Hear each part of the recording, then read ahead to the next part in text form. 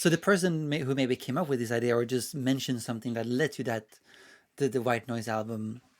Uh, how was that process? And what do you recommend people do? Because this can apply to anyone. I mean, it doesn't have to be just people at Lego. It can be anyone with a any job really, but also for people who are creatives. How do you sell an idea so the company actually, let's say, oh, let's back this idea and let's put money behind it. What's that process like in your frame of mind?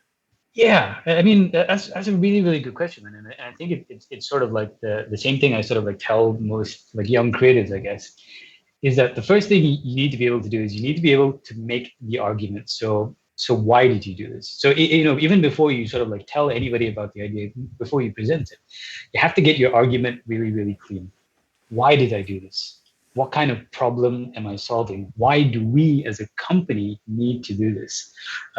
You know, like Pixar has a lot of really good rules around, you know, how you pitch a movie. And, you know, one of the Right. questions they ask is why does this movie need to be made? And I think all of those things are questions that, you know, like a young creative should first ask yourself. So you have your argument really, really in place. So if somebody says, you know, okay, but is this necessary? You already, you know, you have all of those things laid out. Hmm. And I think that's sort of like the hard working part. But I think then you got to just sort of like lean into it. You know, it's like I think nothing sells an idea like passion. Like if you believe in Right. it, you go and tell that shit, man. Like you tell people that you're excited about it. And I think, you know, people, if people see that you're enthusiastic about it, you believe in it, you know, you're here for a reason, and people will sort of like kind of sort of like nod along with that. So for me, Hmm. it's this nice balance of sort of like strategically creating your argument and then just sort of like going batshit crazy and be a 10-year-old with a new toy and just want to tell people about it.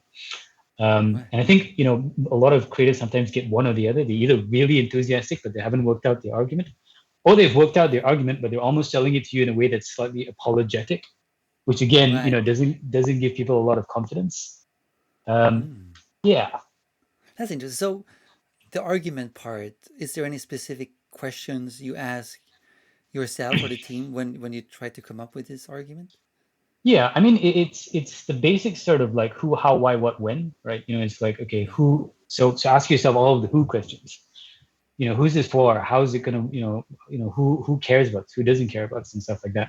But typically, when we sort of like when we do like a deck or things like that, we try and cover off. Okay, what's the what's the insight? What's the challenge? What's the objective? What's the solution?